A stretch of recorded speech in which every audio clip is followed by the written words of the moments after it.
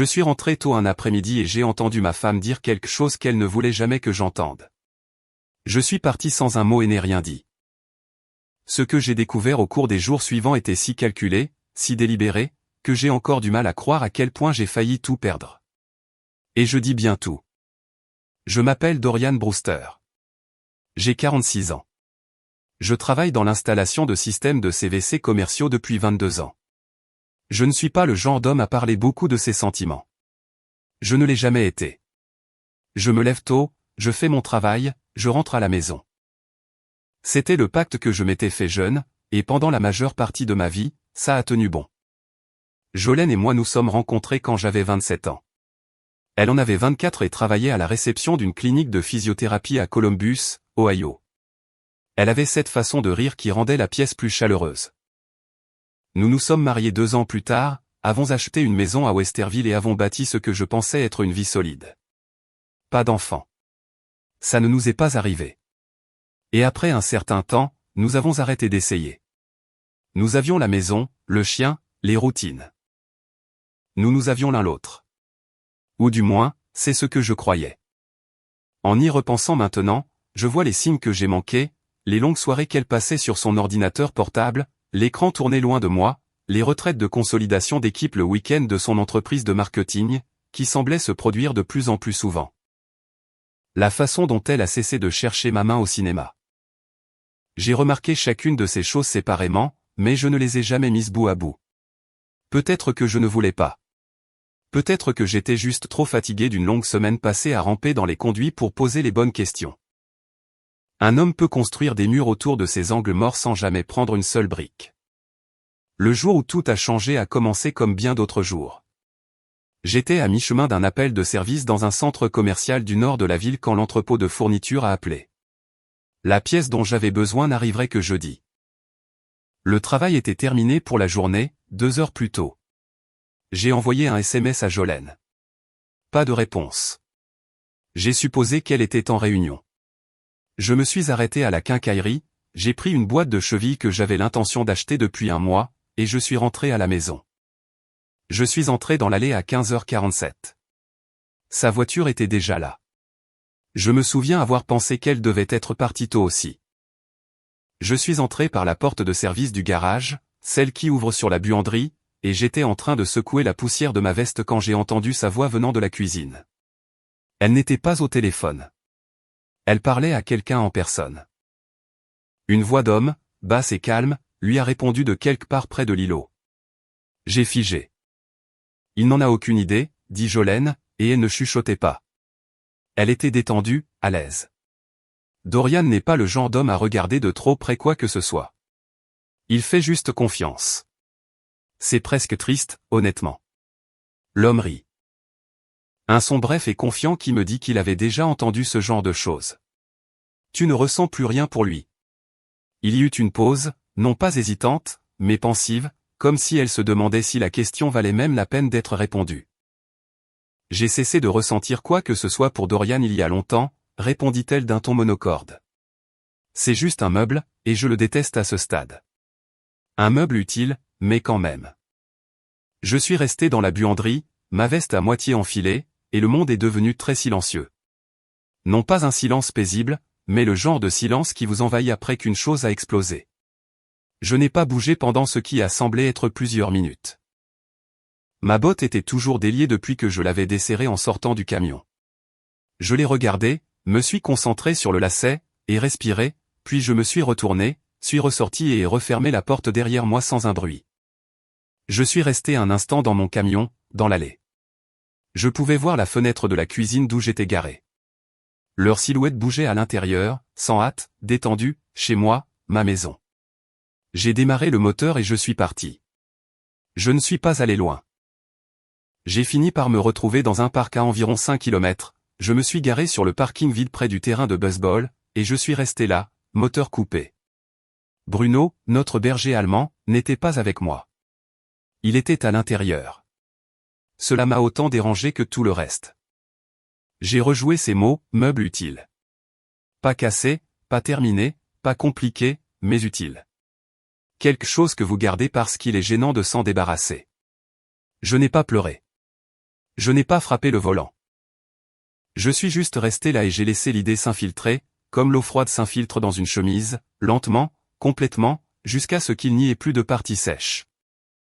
Au moment où le soleil a commencé à disparaître derrière la ligne des arbres, j'avais pris une décision, je n'allais pas rentrer et retourner la table. Pas encore. Pas avant de savoir exactement à quoi j'avais affaire. Je suis revenu 1 heure plus tard. Sa voiture était partie. La maison était silencieuse. Bruno m'a accueilli à la porte comme si rien ne s'était passé, la queue battant comme une hélice. Je l'ai gratté derrière les oreilles, suis allé à la cuisine et me suis tenu là où ils avaient été. Il y avait 2 tasses à café dans l'évier. Pas la sienne et la mienne, mais 2 qui correspondaient. Je les ai lavées, séchées, et rangées. Puis je me suis assis à la table de la cuisine, j'ai fixé le mur et j'ai commencé à réfléchir comme un homme qui vient de réaliser qu'il se tenait sur une trappe. Je ne savais pas encore à quelle profondeur la chute irait, mais j'étais sur le point de le découvrir. J'ai dormi dans mon camion cette nuit-là, me suis rendu à une aire de repos sur la route 62, et incliné le siège autant que possible, et ai fixé le plafond jusqu'à environ 3 heures du matin, lorsque l'épuisement a finalement gagné. Bruno était à l'intérieur. Cela n'arrêtait pas de me turlupiner. Le chien seul dans la maison, probablement confus par mon absence, mais je ne pouvais pas y retourner. Pas encore. Pas sans un plan. Je me suis réveillé raide et froid, avec un café de station-service qui tiédissait dans le porte-gobelet. La matinée était grise, le parking vide à l'exception d'un semi-remorque en marche au fond. Je me suis redressé, ai roulé mon cou, et ai senti la journée précédente retomber sur mes épaules comme une charge de béton mouillé. J'ai vérifié mon téléphone. 3 SMS de Jolene. Le premier disait, le dîner est prêt. Le second, où es-tu? Le troisième, je vais me coucher. Fais-moi savoir que tu vas bien. Non. Pas de panique. Juste un léger inconvénient. Cela m'a dit quelque chose. Je n'ai pas répondu. Au lieu de cela, je me suis rendu au dîner le plus proche, j'ai commandé des œufs que j'ai à peine touchés, et je fixais mon café quand mon téléphone a vibré avec un email. Pas de ligne d'objet, expéditeur inconnu, une pièce jointe, et 3 mots dans le corps du message, vous devriez savoir. J'ai posé le téléphone face contre table et j'ai d'abord fini mon café. Non pas parce que j'étais calme, mais parce que j'avais besoin d'1 minute avant de laisser ce qui se trouvait dans ce fichier entrer dans ma tête.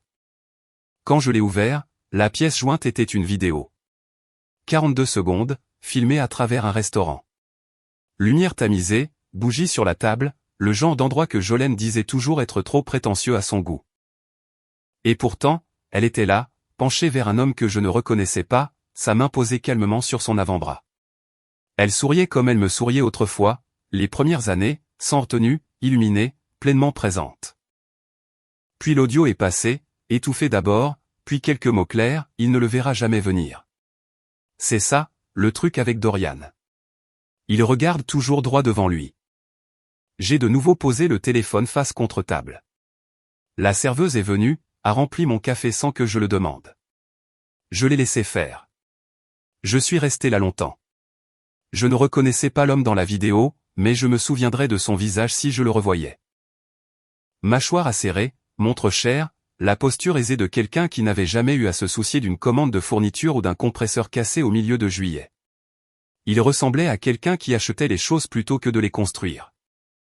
J'ai répondu à l'email, qui êtes-vous? Pourquoi m'envoyez-vous cela? La réponse est arrivée en moins de 10 minutes, je travaille dans son cabinet. J'en ai vu plus que vous. Ce n'est pas nouveau. Si vous voulez un tableau complet, je vous le montrerai, mais pas ici. Ma mâchoire s'est serrée. J'ai tapé en retour, où? Millstone dîner sur Broad Street demain midi. Venez seul. J'ai payé mon petit déjeuner, laissé un bon pourboire, et suis sorti dans l'air gris du matin. Je suis resté un instant sur le parking, les mains dans les poches de ma veste, observant un corbeau s'activer sur quelque chose sur l'asphalte près de la benne. Patient, méthodique, prenant ce dont il avait besoin morceau par morceau. Je comprenais ce corbeau mieux que je ne l'avais fait 1 heure auparavant. Cet après-midi-là, j'ai dépassé la maison 2 fois sans m'arrêter. La deuxième fois, j'ai vu la voiture de Jolene toujours dans l'allée et un deuxième véhicule garé un demi-pâté de maison plus bas, un SUV gris foncé que je ne reconnaissais pas. Je ne me suis pas arrêté. J'ai continué ma route, suis revenu sur la route 62 et me suis enregistré dans un motel en bord de route qui facturait à la semaine et ne posait pas de questions. La chambre sentait le vieux tapis et le nettoyant à pain. Le chauffage cliquetait. Je me suis assis au bord du lit et j'ai appelé Curtis. Mon frère aîné a répondu à la deuxième sonnerie, comme il le fait toujours. Curtis a 3 ans de plus et environ 10 ans plus pratique que je ne le serai jamais. Il était en plein milieu de quelque chose.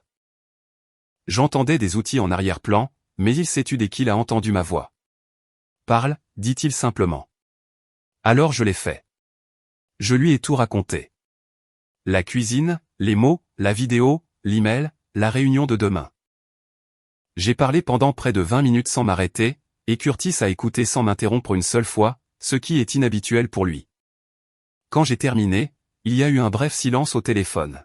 « Tu es de retour à la maison ?» demanda-t-il. « Non, au motel sur la 62. »« Bien. Reste là cette nuit. » Sa voix était calme, délibérée. « Ne l'appelle pas. Ne lui envoie pas de SMS. Ne rentre pas avant de savoir dans quoi tu t'engages. Peux-tu faire ça ? » « Je le fais déjà, » répondis-je. « Très bien, va à cette réunion demain. Et Dorian, prends des notes, tout ce qu'ils te disent, écris-le. Date, nom, montant, quoi que ce soit. Je lui ai dit que je le ferais. Après avoir raccroché, je me suis assis dans la chambre de motel sombre avec le chauffage qui cliquetait et j'ai pensé à l'homme dans la vidéo. La posture aisée, la montre chère, la façon dont Jolene s'était penchée vers lui comme s'il était la seule source de gravité dans la pièce. Je ne connaissais pas encore son nom, mais je le découvrirais. Le Millstone dîner sur Broad Street était le genre d'endroit qui existait depuis les années 70 et n'avait pas trop essayé de le cacher, banquette en vinyle, menu plastifié, une cafetière qui ne semblait jamais se vider. Je suis arrivé 15 minutes plus tôt, j'ai pris une banquette près du mur du fond d'où je pouvais voir la porte et j'ai commandé un café dont je n'avais pas besoin. Elle est entrée à 12h05.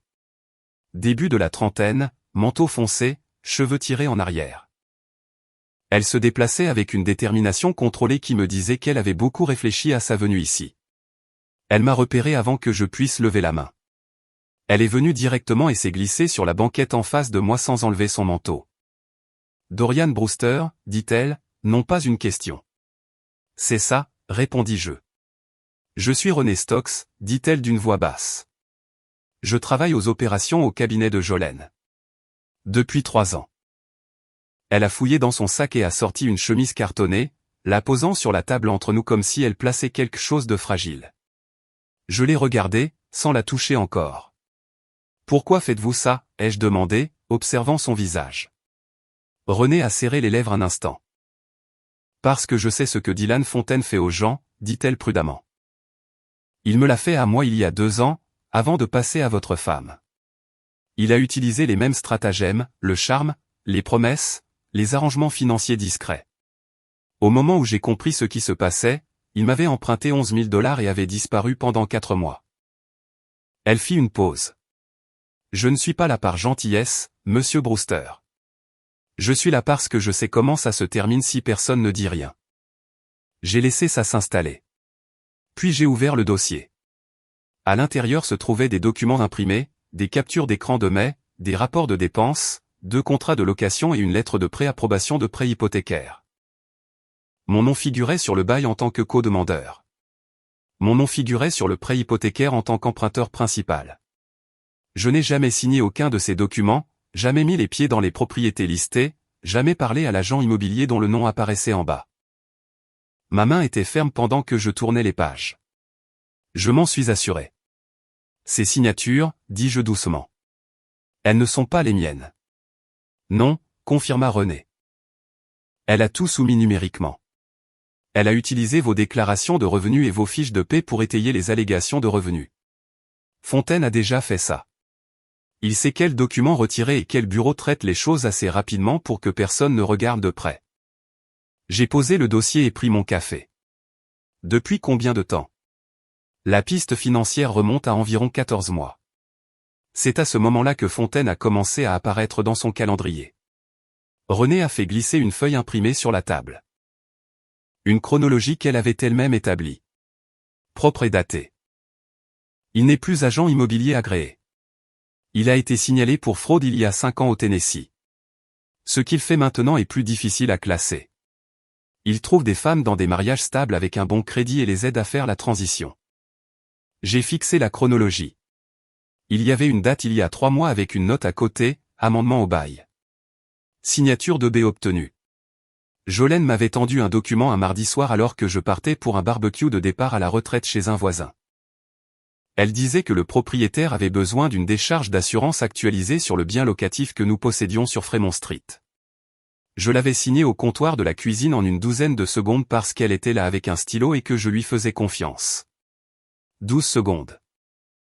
J'ai fermé le dossier et levé les yeux vers René. Il y a un voisin, dis-je. Lloyd Morgan, il habite à 2 maisons de nous. Un homme âgé, postier à la retraite.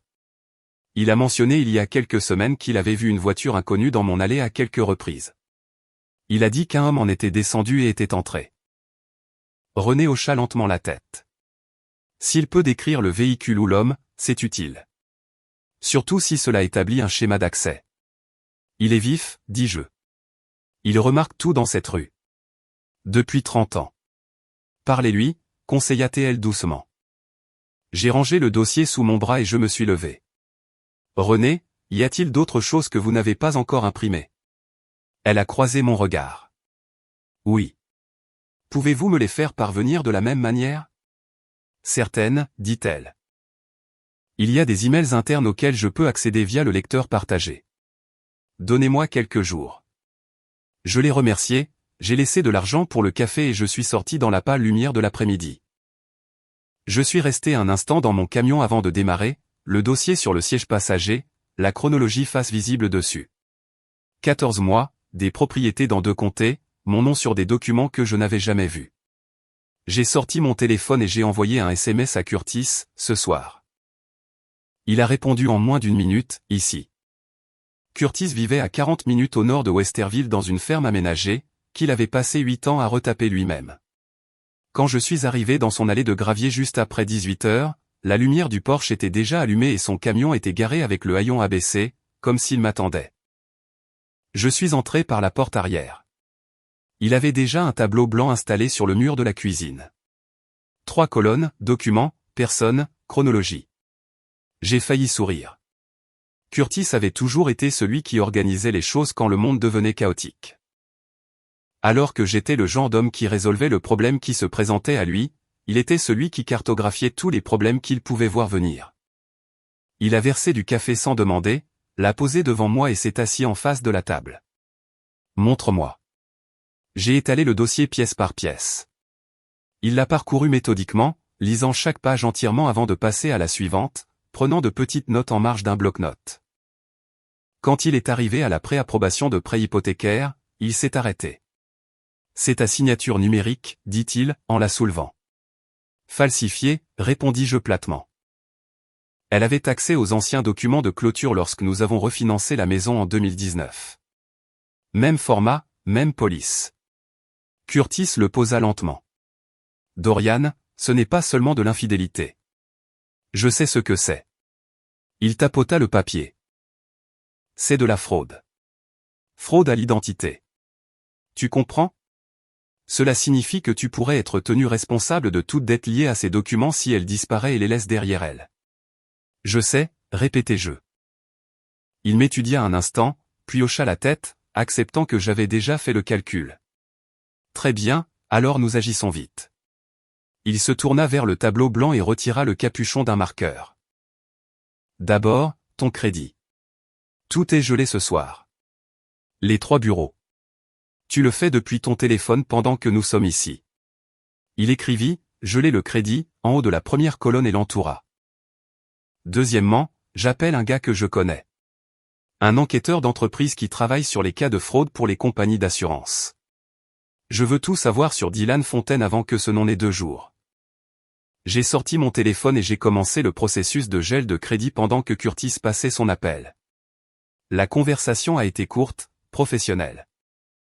Il a donné à l'enquêteur le nom de Fontaine, l'alerte de fraude au Tennessee que René avait mentionné, et l'adresse commerciale approximative figurant sur l'un des documents de location. Quand il a raccroché, il s'est tourné vers moi. 2 jours, peut-être 3. C'est bon, dis-je. Puis je lui ai parlé de Lloyd Morgan, de la voiture inconnue dans l'allée, de l'homme qui était entré. Curtis a écrit, voisin L. Morgan témoin, sur le tableau et l'a encadré. Va le voir demain, dit Curtis face à face. N'appelle pas d'abord et prends des notes. Nous avons travaillé encore 2 heures cette nuit-là à établir la chronologie sur le tableau, en recoupant les documents que René m'avait donnés avec ce que je pouvais extraire de nos comptes conjoints en ligne.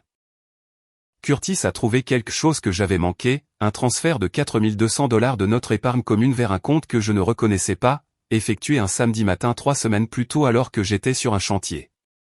J'ai fixé le chiffre à l'écran. Elle a agi vite, observa Curtis. Elle pensait qu'elle avait le temps, répondis-je, et ma voix était plus basse que prévu. Non pas brisée, juste usée jusqu'au bord de quelque chose. Curtis me regarda un instant à travers la table. Tu tiens le coup? J'ai pris le café. Il était devenu froid. Demande-moi quand ce sera fini. Il hocha la tête une fois, comme le font les hommes lorsqu'ils décident de ne pas insister davantage. Puis il se tourna vers le tableau, décapsula son marqueur et continua à écrire.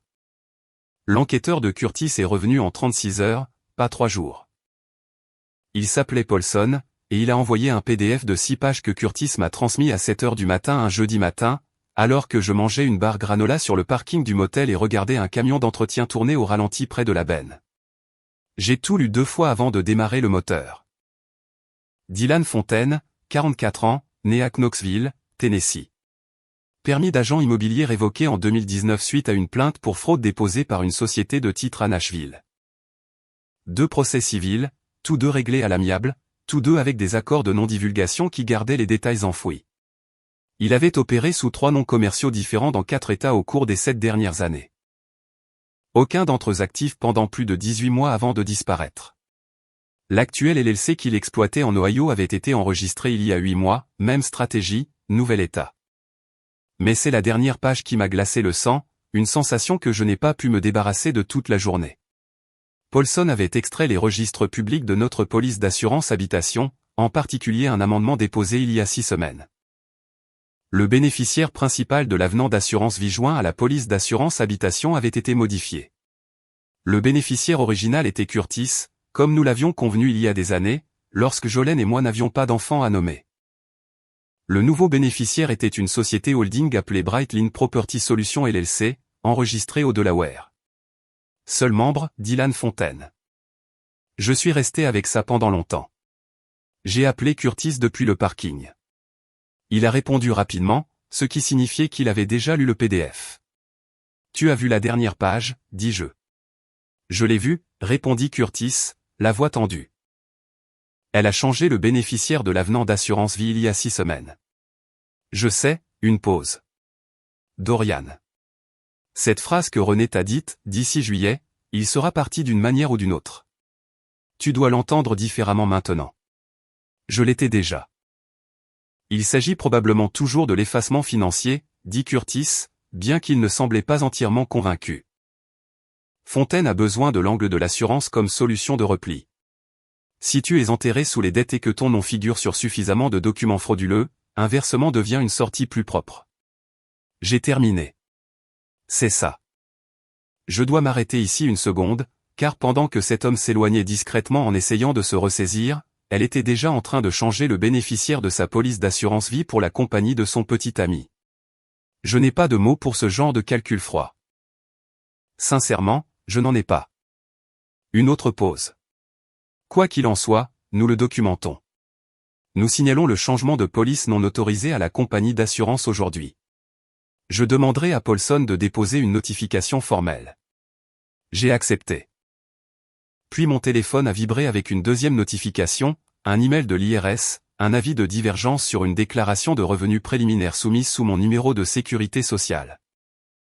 La déclaration listait une adresse où je n'avais jamais vécu, et un revenu commercial que je n'avais jamais gagné. La déclaration préliminaire avait été soumise il y a 6 semaines. La même semaine, le bénéficiaire de l'assurance avait été changé. Il y a 6 semaines, quelqu'un avait été très occupé. J'ai tout transmis à Curtis, puis je me suis rendu chez Lloyd Morgan. Lloyd était dans son jardin quand je me suis garé, en train de couper les rosiers le long de sa clôture. L'homme avait gardé cette cour immaculée aussi longtemps que je l'avais connu. Il avait 68 ans, à la retraite après 31 ans à distribuer le courrier dans notre rue et les 4 pâtés de maisons environnants. Il connaissait chaque voiture, chaque routine, chaque visage qui n'appartenait pas là. Il a levé les yeux quand je suis entré par le portail, a lu quelque chose dans mon expression, et a posé ses sécateurs sans qu'on lui demande. « Viens t'asseoir, dit-il, hochant la tête vers le porche. Nous nous sommes assis dans ces chaises en bois, et je lui ai dit soigneusement, sans le tableau complet, que j'étais confronté à une situation impliquant quelqu'un qui venait chez moi à mon insu, et que j'avais besoin de savoir ce qu'il avait vu. Lloyd n'a pas eu besoin de beaucoup d'incitation. Il a décrit le véhicule immédiatement, une berline Audi gris foncé, modèle récent, plaque partielle commençant par les lettres KD. Il l'avait vu dans mon allée à 4 reprises au cours des 3 derniers mois, toujours un après-midi de semaine entre midi et 16 heures. Le conducteur était un homme, grand, manteau foncé, le genre qui marche comme s'il possédait la surface sur laquelle il se tenait. Une fois, Lloyd avait été en train de ramasser son courrier quand l'homme était sorti par ma porte d'entrée et qu'ils avaient échangé un bref regard. L'homme avait hoché la tête comme un voisin et avait continué son chemin. « J'ai pensé que tu avais peut-être engagé un entrepreneur, dit Lloyd prudemment. Pour l'agrandissement que tu as mentionné le printemps dernier. Pas d'entrepreneur. Lloyd est resté silencieux un instant. Puis il a tendu la main et a posé une main ferme et brève sur mon avant-bras. Je vais tout écrire ce soir. Date, heure, tout ce dont je peux me souvenir. Dis le mot, et je mettrai mon nom sur n'importe quel document dont tu auras besoin. Je l'ai remercié. Je le pensais plus que je ne pouvais le dire à voix haute. En retournant au motel, j'ai pensé à la police d'assurance, à la déclaration de revenus, à l'expression « d'une manière ou d'une autre ». Un homme pouvait dépenser beaucoup d'énergie à décider à quel point il devait avoir peur. J'ai décidé de ne pas en dépenser du tout. La peur était un poids que je ne pouvais pas me permettre en ce moment.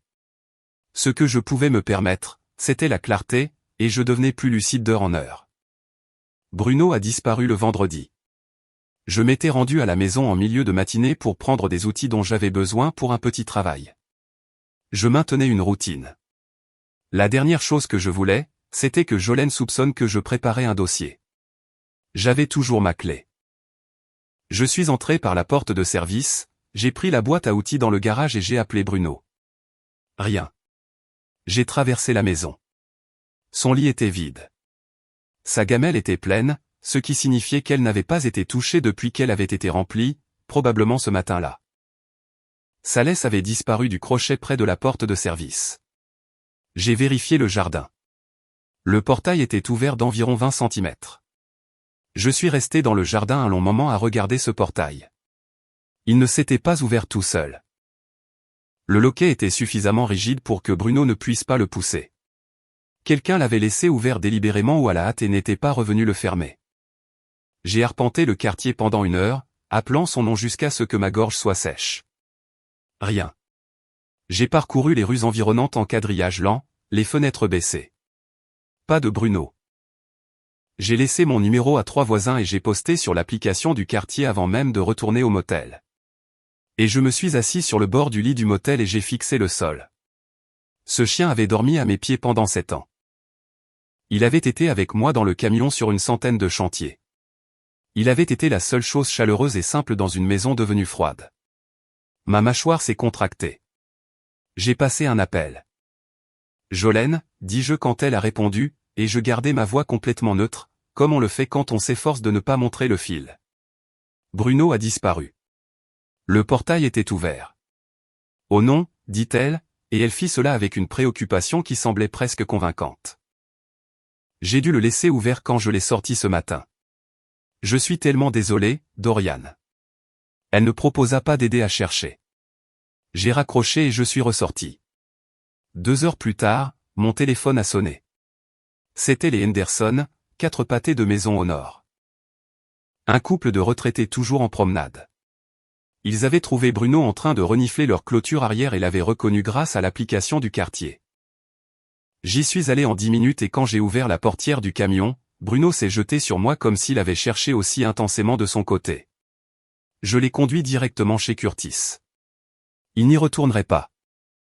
La deuxième chose qui m'a frappé cette semaine est venue d'une direction différente. Mon ami Paul, avec qui j'avais travaillé sur un chantier commercial il y a 3 ans. Nous étions restés en contact occasionnel. Il m'a envoyé un SMS gêné un dimanche après-midi. Hey mec, j'ai entendu dire que tu avais des problèmes à la maison. Je voulais juste prendre des nouvelles. Jolene a mentionné que tu étais stressé et un peu absent ces derniers temps. Tu vas bien? J'ai lu ce message 4 fois. Jolene avait travaillé la pièce. Elle construisait déjà son récit, le mari distant, peu fiable, qu'il avait émotionnellement abandonné. Préparant le terrain pour que, lorsque l'effondrement viendrait, les témoins hochent la tête et disent qu'ils l'avaient vu venir. J'ai rappelé Paul directement, je n'ai pas envoyé de SMS, j'ai appelé. Qu'est-ce qu'elle t'a dit exactement, ai-je demandé.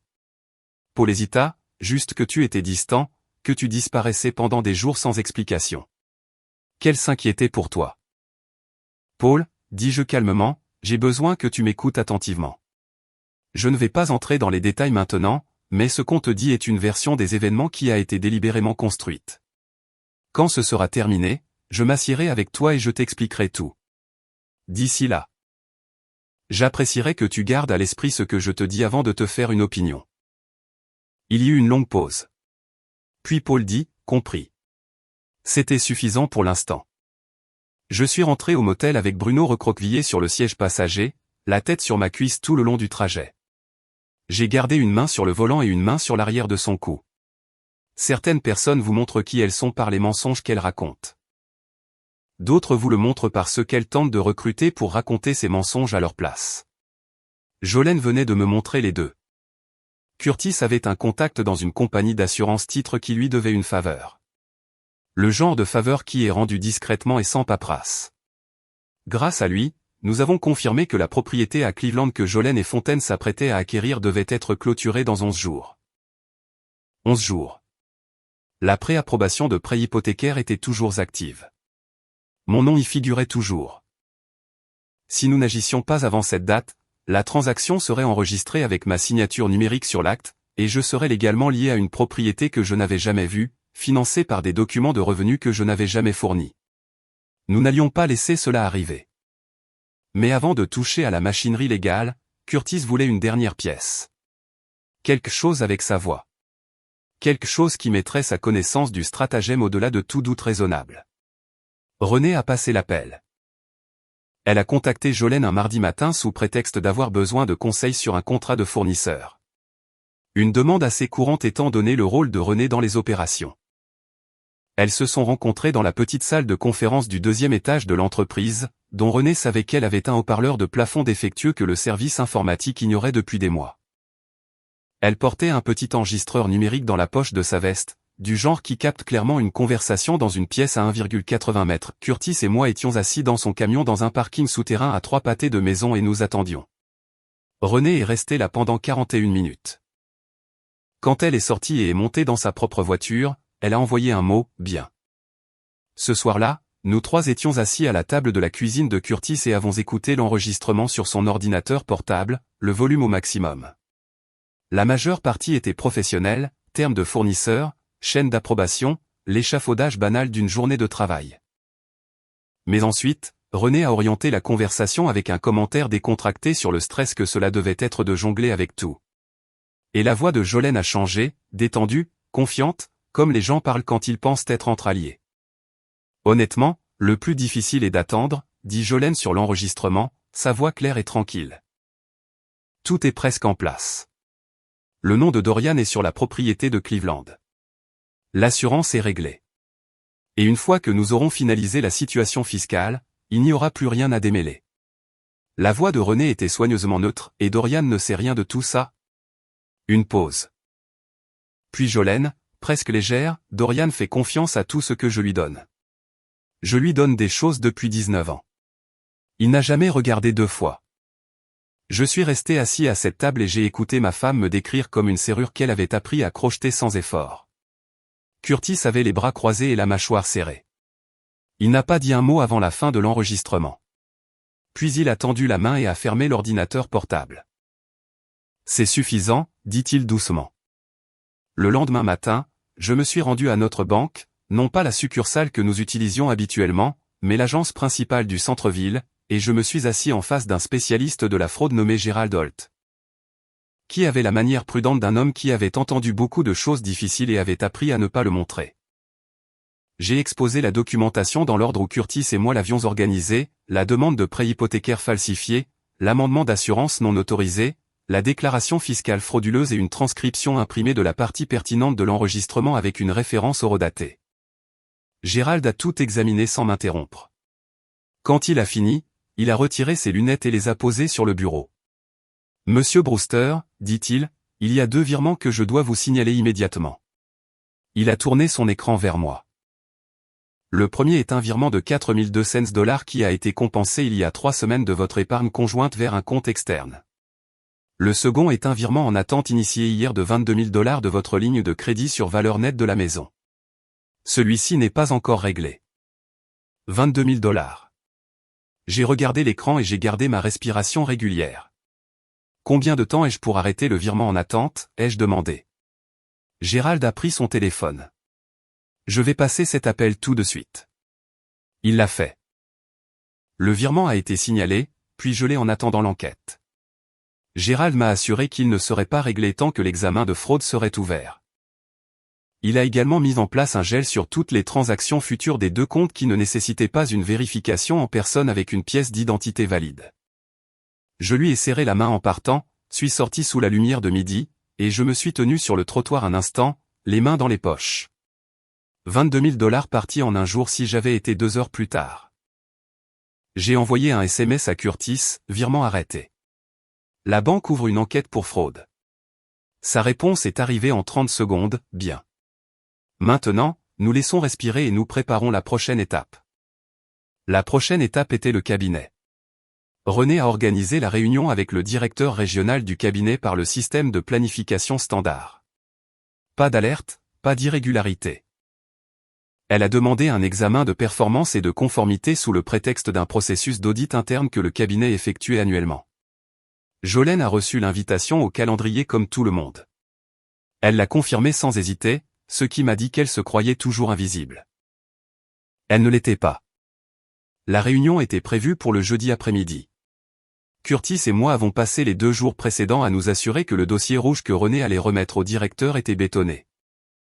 Nous avons tout imprimé, les rapports de dépenses avec les reçus d'hôtel à double invité, les remboursements de voyages liés à des codes de projet inactifs, les fiches de mai entre Jolene et Fontaine que René avait extraits du lecteur partagé. Et le lien documenté entre la LLC actuelle de Fontaine et 2 cas de fraude antérieurs dans d'autres États. Nous avons ajouté un élément supplémentaire la veille, une page récapitulative que Paulson avait rédigée, expliquant comment la société de Fontaine apparaissait dans la liste des contacts fournisseurs du cabinet sous un nom qui ne correspondait pas à son historique de licence. Il avait, à un moment donné au cours des 8 derniers mois, tenté de proposer des services de conseil au cabinet de Jolene en utilisant un alias commercial. Jolene n'avait pas divulgué sa relation avec le fournisseur. Cela seul constituait un conflit d'intérêts résiliable en vertu du code de conduite du cabinet. René est entré dans cette réunion avec un dossier sous le bras et en est ressorti 41 minutes plus tard. Elle m'a envoyé 2 mots, elle sait. Jolene m'a appelé cette fois cet après-midi-là. J'ai regardé le téléphone s'allumer sur le siège passager de mon camion et je ne l'ai pas touché. Elle a envoyé 2 emails. J'ai lu les lignes d'objet, il faut qu'on parle, et, s'il te plaît Dorian, et j'ai fermé l'application. Cette nuit-là, pour des raisons que je ne comprends toujours pas entièrement, j'avais besoin de retourner à la maison. Non pas pour la confronter, non pour récupérer quoi que ce soit de critique. Je pense que j'avais besoin de me tenir à l'endroit où tout avait commencé et de confirmer que j'étais toujours debout. J'y suis allé à 23h30. Sa voiture était dans l'allée. La lumière du Porsche était éteinte. J'ai utilisé ma clé sur la porte latérale, la même porte par laquelle j'étais entré l'après-midi où je l'avais entendue dans la cuisine. Je me suis déplacé silencieusement dans le vestiaire et dans le couloir. Elle était dans la cuisine, debout devant le comptoir avec un verre d'eau à la main, toujours habillée comme si elle n'avait pas pu se résoudre à aller se coucher. Elle m'a entendu et s'est tournée. Nous nous sommes regardés à travers la cuisine. Il n'y avait aucune version de Jolene que j'ai jamais vue qui ressemblait à ça. Pas en colère, pas provocante, pas même prise en flagrant délit. Elle avait l'air petite, comme si quelque chose avait été retiré derrière ses yeux, et ce qui restait n'était que le contour de la femme que j'avais épousée. Elle a ouvert la bouche une fois, puis l'a refermée. Je n'ai pas parlé non plus. J'ai marché jusqu'au placard du couloir, j'ai sorti la boîte ignifuge que nous gardions sur l'étagère supérieure, certificat de naissance, ancienne déclaration de revenus, l'acte original de la maison, notre certificat de mariage. Je l'ai glissé sous mon bras et je suis retourné par la cuisine vers la porte de côté. Elle a retrouvé sa voix alors que j'étais presque passé devant elle. Dorian, sa voix était à peine un murmure. Je peux expliquer. Je me suis arrêté, je me suis retourné et je l'ai regardé une dernière fois. Non, tu ne peux vraiment pas, puis je suis sorti, j'ai refermé la porte derrière moi sans un bruit. De la même manière que j'étais parti la première fois, le jour où je l'avais entendu dire que je ne signifiais rien. Sauf que cette fois, je ne partais pas parce que j'étais brisé. Je partais parce que j'en avais fini. Je suis rentré chez Curtis, je me suis assis dans l'allée sombre pendant 1 minute. Bruno était sur la banquette arrière, la tête posée sur la coudoir, me regardant avec l'attention patiente que les chiens portent aux choses qu'ils ne comprennent pas mais acceptent quand même. J'ai tendu la main en arrière et j'ai posé une main sur son flanc. Dernière fois, lui ai-je dit. Il a tapé sa queue une fois contre le siège et a fermé les yeux. 8 jours avant la date prévue pour la clôture de la propriété de Cleveland, j'ai passé l'appel. J'avais obtenu le nom de l'agent immobilier du document de préapprobation de prêt hypothécaire, une femme nommée Carla Andry, d'une agence immobilière de taille moyenne dans la banlieue de Cleveland. J'ai appelé depuis mon portable, me suis pleinement identifié et lui ai clairement dit que je n'avais jamais accepté d'acheter la propriété en question, que je n'avais jamais rencontré personne de son bureau, et que l'inclusion de mes informations personnelles, de mes documents de revenus, de mon historique de crédit et de ce qui semblait être un fac-similé numérique de ma signature avait été faite à mon insu et sans mon consentement, et faisait actuellement l'objet d'une enquête active pour fraude auprès de ma banque et des forces de l'ordre local. Elle est restée silencieuse un long moment. Monsieur Brewster, dit-elle prudemment. J'étais sous l'impression que les deux parties avaient examiné et approuvé toute la documentation. Je comprends ce qu'on vous a dit, répondis-je. Je vous dis ce qui est vrai. Je vous suggérerais de parler à votre courtier et à votre conseiller juridique avant que cela n'aille plus loin. Elle a confirmé que le dossier serait mis en attente immédiate en attendant un examen. La clôture a été suspendue. Je me suis assis dans mon camion devant un café du côté de Columbus et j'ai laissé la nouvelle s'installer. Curtis était sur le siège passager. Pendant que je posais le téléphone, il a expiré lentement par le nez. Comme il le fait quand quelque chose de difficile se passe bien. Fait, dis-je. Fait, acquiesça-t-il. Mais Fontaine n'en avait pas fini. Le même après-midi, Paulson nous a envoyé une notification selon laquelle Fontaine avait enregistré une nouvelle LLC en Pennsylvanie, une troisième entité. Il agissait vite, anticipant probablement que l'opération en Ohio était sur le point de s'effondrer. Curtis a transmis l'information à l'enquêteur en fraude du département de police de Columbus avec qui nous travaillons depuis le dépôt du rapport de vol d'identité 10 jours plus tôt. Le détective Ray Carvey avait méthodiquement construit le dossier, et la nouvelle immatriculation de Fontaine était exactement le genre de schéma d'escalade qu'il attendait. 2 jours plus tard, Carvey m'a appelé directement. Nous avons été en contact avec les autorités du Tennessee. Il a dit, les anciens règlements civils de Fontaine avaient des dossiers scellés, mais le schéma que vous nous avez donné a suffi à rouvrir l'enquête. L'enregistrement de la LLC en Pennsylvanie fait maintenant partie d'une enquête active multi-État. Il fit une pause. Votre femme a été informée qu'elle pourrait être convoquée pour un interrogatoire. Je l'ai remerciée et j'ai raccroché. Ce soir-là, Jolene a rappelé. J'ai décroché cette fois, non pas parce que je le voulais, mais parce que j'avais besoin qu'elle comprenne que la fenêtre sur laquelle elle comptait s'était refermée. Dorian, sa voix était tendue, contrôlée, comme si elle tenait quelque chose à 2 mains. Nous devons nous asseoir et parler de cela de manière rationnelle. Nous n'en sommes plus au stade de la discussion, Jolene, répondis-je. Votre nom est lié à une enquête pour fraude. Une enquête multi-État. Quoi que vous ayez à dire, dites-le au détective en charge du dossier ou à votre avocat. Ce n'est pas ce que ça semble être, commença-t-elle. C'est exactement ce que c'est, coupai-je, ma voix calme. Vous avez falsifié ma signature sur une demande de prêt hypothécaire. Vous avez changé le bénéficiaire de ma police d'assurance vie pour la LLC de Fontaine sans mon consentement. Vous avez déposé une déclaration fiscale frauduleuse sous mon numéro de sécurité sociale. Et vous avez viré $22 000 de notre compte conjoint. Ce n'est pas un malentendu. Jolene. C'est une décision. Plusieurs d'entre elles. Silence au bout du fil. Je vais déposer une demande de divorce lundi, ajoutez-je. Vous aurez des nouvelles de mon avocat. J'ai mis fin à l'appel avant qu'elle ne puisse répondre. Curtis était debout dans l'embrasure de la cuisine. Il avait entendu chaque mot. Il n'a rien dit pendant un instant. Puis il s'est approché et a rempli mon café sans que je le demande. C'était suffisant. Le divorce a été finalisé 9 mois plus tard. L'avocat de Jolene a tenté 3 approches différentes. La première était un argument selon lequel l'activité financière avait été un arrangement mutuel que j'avais tacitement approuvé, qui s'est effondré au moment où Curtis a soumis les conclusions de l'examen de fraude de la banque et l'enregistrement que René avait fait. La seconde était un argument de caractère concernant mon indisponibilité émotionnelle qui s'est effondré lorsque Lloyd Morgan a soumis son récit écrit des visites de Fontaine à la maison, daté et signé avec la précision d'un homme qui avait passé 3 décennies à faire attention. La troisième était une offre de règlement négocié qui me demandait de retirer les signalements de fraude en échange d'un partage équitable des biens matrimoniaux. J'ai refusé.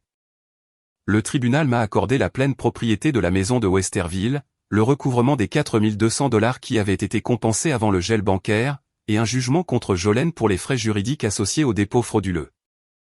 Elle a quitté le mariage avec ses effets personnels, sa voiture, et un accord de coopération en suspens avec le département de police de Columbus que son avocat avait négocié pour la maintenir hors d'une procédure pénale, à condition qu'elle coopère pleinement à l'affaire contre Fontaine. Elle a coopéré. Dylan Fontaine a été inculpé de 8 chefs d'accusation dans 3 États, Ohio, Tennessee et Pennsylvanie. L'enquête multi-État que Carvey avait construite en utilisant notre documentation comme fondement s'est terminée par l'arrestation de Fontaine avant que la LLC de Pennsylvanie n'ait traité sa première transaction. Ses précédents règlements civils ont été décelés dans le cadre des procédures d'inculpation. 2 autres femmes de schéma précédent ont été identifiées. Aucune d'elles ne savait que l'autre existait. René Stokes a été discrètement promue au sein du cabinet 4 mois après la clôture de l'enquête. Elle n'a jamais demandé de reconnaissance et je ne l'ai jamais offerte publiquement, mais je lui ai envoyé une lettre, une vraie, manuscrite, de 2 pages. Je lui ai dit ce que sa décision avait signifié. Elle m'a répondu avec une carte qui disait simplement « Il ne le fera à personne d'autre maintenant ». C'est ce qui compte. Lloyd Morgan entretient toujours ses rosiers. Je salue toujours de la main l'allée quand je passe, ce que je fais moins souvent maintenant car j'ai vendu la maison de Westerville 8 mois après le divorce et acheté un endroit plus petit avec un bon garage en bordure de ville. Le genre d'endroit où un homme peut travailler un samedi matin sans avoir à rendre de compte à personne. Bruno s'est adapté au nouveau jardin avec l'enthousiasme d'un chien qui n'a jamais gardé rancune de sa vie. Je continue de travailler dans le CVC commercial, je me lève toujours tôt, je rentre toujours à la maison en fin de journée et je ressens la satisfaction particulière d'un homme qui fait un travail honnête de ses mains. Ce n'est pas une vie dramatique. Mais c'est la mienne, sans contrainte et sans faux semblant, chaque centimètre carré. Curtis est venu pour le 4 juillet. Nous nous sommes assis sur la véranda arrière avec des boissons fraîches et avons regardé Bruno courir après les lucioles dans l'herbe, ce qu'il n'a jamais attrapé et n'arrêtera jamais d'essayer de faire. À un moment donné, Curtis m'a regardé et a dit « Tu vas bien, mon frère ?» J'ai pensé à la chambre de motel sur la route 62. Aux serviettes en papier sur le sol de la cuisine auxquelles j'avais pensé pendant des semaines après l'enregistrement, au fil gelé, à la nuit où je suis rentré dans cette maison pour la dernière fois et suis parti sans un mot. Oui, lui ai-je dit. Je vais bien. Et le fait est que je suis en paix. Non pas comme quelque chose à dire, non pas comme une performance de rétablissement, mais comme une description simple et précise de l'homme assis sur cette chaise ce soir-là, regardant son chien courir après quelque chose qu'il n'attraperait jamais dans un jardin qui était entièrement le sien. Certains hommes s'effondrent lorsque le sol cède sous leurs pieds. Je comprends. Il n'y a aucune honte à cela. Mais j'ai toujours été meilleur pour trouver le mur porteur. Vous le localisez, vous le renforcez, et vous construisez à partir de là. J'ai trouvé le mien. J'ai construit à partir de là. Cet homme ne s'est jamais perdu une seule fois. Il n'a pas crié. Il n'a pas supplié. Il s'est simplement tué et s'est mis au travail. Voilà à quoi ressemble la vraie force. Merci d'avoir écouté et je vous dis à la prochaine.